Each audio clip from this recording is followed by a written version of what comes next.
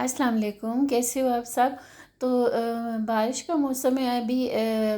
बार बार बारिश हो रही है, जैसे कि ना बहुत सारी गर्मी के बाद जब बारिशों का जब मौसम आता है तो उसमें ना हमारे घर में ना बहुत सारी स्मेल सी आ रही होती है, हमारे कपड़ों में से, हमारे जूतों में से, हमारे घर में से, अगर हम ख्याल नहीं करते तो उसके लिए छोटे छोटे सी टिप्स आपके साथ शेयर करूँगी, जो कि मैं यूज़ करती हूँ फ़िलहाल। यहाँ पे जो हम अपने बैग में ना ये चार्जर वगैरह रखते हैं, ये वायर ना अक्सर ये बैग में ऐसे फैल जाती है और बहुत ज़्यादा ना हमें परेशानी होती है फिर यूज़ करने में, निकालने में, रखने में, और हमारी वायर जो है वो भी ख़राब हो जाती है। बहुत सारा इसने गंद फैलाया होता है, मतलब गंदे लगते हैं।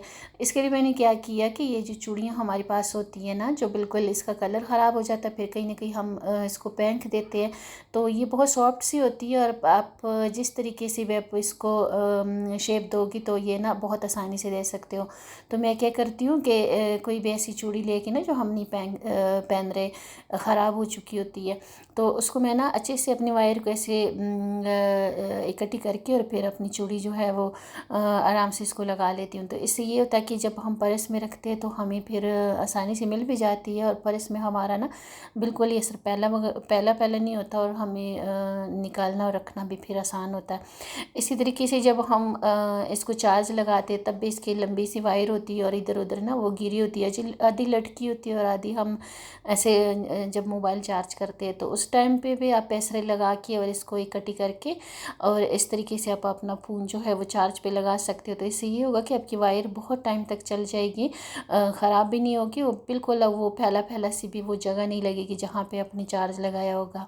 तो इस तरीके से ना ये जो बिल्कुल फेंकने वाली चूड़ी होती है उसको हम इस तरीके से यूज़ कर सकते हैं। बहुत जगहों में यूज़ होती है ये, लेकिन फ़िलहाल जिन जिन जिन चीज़ों में मैं यूज़ कर रही हूँ आपके साथ भी शेयर करूँगी। उसी तरीके से आप अपनी हैंड फ्री भी ऐसे अच्छे से रोल करके और उसको ना चूड़ी की मदद से अच्छे से फिक्स करके और अपने बैग में रख सकते हो। अक्सर हमारी हैंड फ्री भी ख़राब हो जाती है ना, बैग में ऐसे उलझी रहती है। फिर ये जो हमारा जो स्ट्रेटनर है बच्चियाँ यूज़ करती है, इसकी भी वायर इधर उधर गिरी होती है बहुत ज़्यादा, जहाँ पे भी रखते हैं वहाँ पे गंद सा लगता है और वायर भी इसकी अक्सर क्रैक हो जाती है। इसके लिए भी मैंने वैसे ही एक चूड़ी ली और अच्छे से इसको इकट्ठी करके हल्की सी मैंने चूड़ी उसको पहना दी जैसे कि आप देख सकते हो।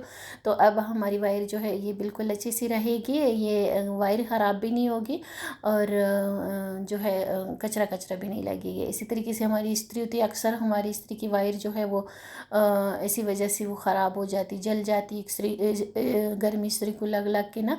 तो इसको भी आप इसी तरीके से इकट्ठी कर सकते हो, अच्छे से इसको रोल करके जैसे भी आपकी समझ में आता है, और अच्छे से अपनी चूड़ी लेके और इसी तरह ना आप उसको लगा लीजिएगा तो अच्छे से फिक्स हो जाती है आपकी वायर जो है, कचरा कचरा भी नहीं लगता और आपकी वायर जो है बहुत टाइम चल भी जाती, ख़राब भी नहीं होती। इस्त्री गर्म होती तो इसके साथ अटैच हो के ना अक्सर हमारी वायर जो है वो क्रैक हो जाती है, जल जाती है। तो इस तरीके से ना आप किसी भी दराज वगैरह में रख सकते हो आराम से, तो आपका ना फैला हुआ नहीं लगता। इसी तरीके से जब जैसे कि अभी बारिशों के दिन में बहुत सारी स्मेल होती है किचन में, हम ये कपड़ा वगैरह यूज़ करते हैं खुश्क करने के लिए, तो ये ना अगर हम इसको सही से सुखाते नहीं तो इसमें बहुत ज़्यादा स्मेल आती है। ख़ासतौर पर जब बर्तन हम धोते हैं ना तो हमारा जो है ना किचन सारा पानी से भर जाता है, अगर हम बास्केट में बर्तन रखते हैं तो यहाँ पे हमारी जो स्पंज वगैरह होते हैं उसमें से भी बड़ी स्मेल आती है जब मुसलसल वो गीली रहती है। तो मैंने ये फूड कंटेनर लिया, इसको मैंने थोड़ा सा ना सुराख किए छोटे छोटे और उसमें मैं अपने स्पंज रखती हूँ, तो इसी तरीके से हमारा स्पंज जो है वो बिल्कुल खुश्क रहता है और इसमें स्मेल नहीं होती, जरासीम भी नहीं बनते।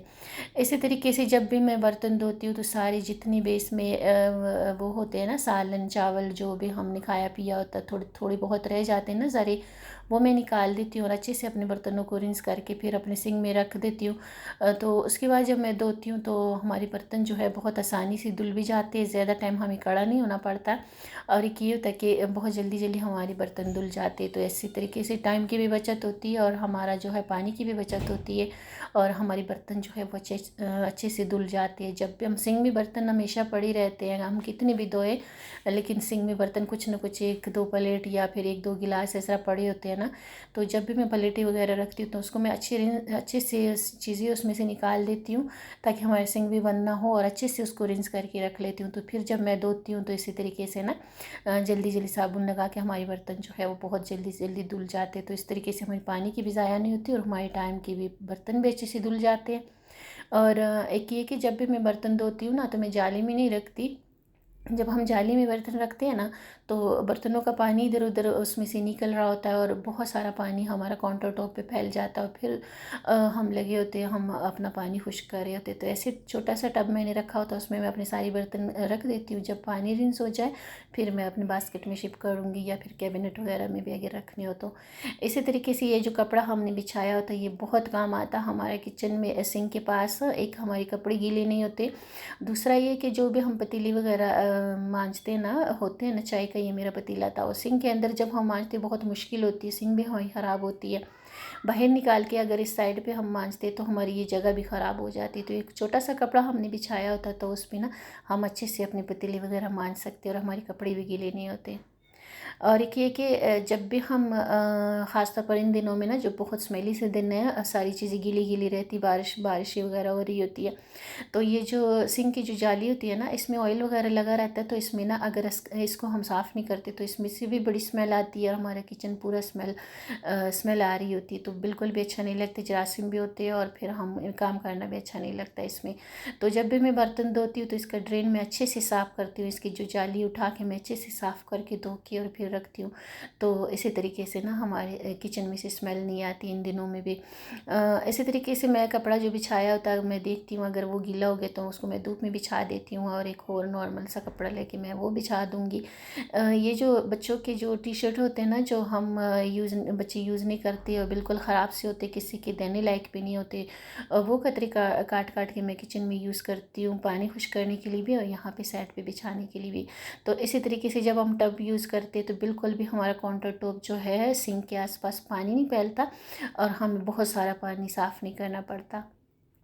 इसी तरीके से ये हमारी पतीली है, इसमें मैं सालन बनाती हूँ, तो ये ना बहुत जल सी गई है अंदर से। तो कभी कभी ऐसा होता है ना कि हमारे पास जाली मौजूद नहीं होती स्पंज से, तो ये बिल्कुल भी साफ़ नहीं होता। तो इसके इमरजेंसी के लिए आप क्या कर सकते हो, ये जो मेडिसिन के हमारे पास खाली ये रैपर होते हैं ना, जो इसके पत्ते होते हैं, खाली जो मेडिसिन हमने यूज़ कर ली होती है, तो उसको आप यूज़ करके इसको स्क्रब कर सकते हो। अगर आपके पास जाली नहीं है, स्क्रबर नहीं है, तो इस तरीके से ना आप इससे स्क्रब कर सकते हो। इमरजेंसी में आप यूज़ कर सकते हो, यानी कि लगातार आप इन्हें इसको यूज़ करना, लेकिन इमरजेंसी के लिए बहुत ज़बरदस्त है। अगर अपना ना ऐसा पतीला आपका जला हो जैसा मेरा, और आपके पास स्क्रबर नहीं हो, तो उस टाइम पे ना आप इसको यूज़ करके और अपने बहुत अच्छे से अपने बर्तनों को स्क्रब कर सकते हो। क्योंकि ये बहुत ही वो होता है ना, तेज़ सा होता है, इसकी धार बहुत तेज़ होती है, तो जब हम स्क्रब करते हैं तो स्क्रबर का काम बहुत अच्छे से करता है। लेकिन ये है कि रेगुलर नहीं करना, क्योंकि इससे हाथ डैमेज हो जाते हैं ना, मसलन पकड़ने में ज़रा मुश्किल होता है, क्योंकि जाली जो है वो तो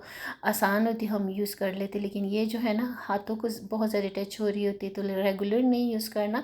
लेकिन कभी आपके पास जाली नहीं हो और आपका भी पतीला मेरी तरह जला हो, तो आप इस तरीके से ना इमरजेंसी में इसको यूज़ कर सकते हो, तो बहुत अच्छा सा इसका फिर यूज़ हो जाता है। इससे बहुत चीज़ें हमारी दार तेज़ हो सकती है, जैसे कि हमारी जो मिक्सी वगैरह होती है उसमें हम लगातार मसाला वगैरह पीसते हैं, तो वो ना उसकी दार फिर कम हो जाती है। तो उसमें भी अगर इसको कैंची के साथ काट काट के उसको छोटे छोटे टुकड़ों में काट के और उसको थोड़ा सा ब्लेंड कर ले मिक्सी में, तो मिक्सी की दार भी तेज़ हो जाती है। जिस कैंची से हम कटिंग कर लेते हैं, हमारी कैंची की दार भी तेज़ हो जाती है।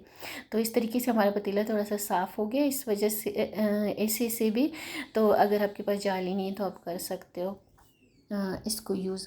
इसी तरीके से जो ये हम लहसुन और अदरक और प्याज वगैरह, मिर्ची वगैरह, ये तो हम हर टाइम वो काटते रहते हैं। तो इसकी जो छिलकी है ना, जैसे कि इन दिनों में ना बहुत कीड़े मकोड़े आ रहे हैं और बहुत चिपकीली है ख़ास तौर पर बहुत ज़्यादा, तो इसकी छिलकों का हम यूज़ करेंगे, बहुत अच्छा सा इसका सोल्यूशन बन जाता है, और फिर बहुत अच्छे से हम वॉशरूमों में यूज़ कर सकते हो, जैसे चिपकी निकलती है। हम अपने किचन में यूज़ कर सकते हैं, जैसे कीड़े मकोड़े इन दिनों में निकलते हैं। तो इसको मैंने ना लहसुन की छिलकी थी, एक मिर्च भी थी, और मिर्चों की डंडियाँ थी, और प्याज की छिलकी थी, बॉयल वाला पानी मैंने लिया, तकरीबन आधा घंटा मैंने इसको कवर करके रखा।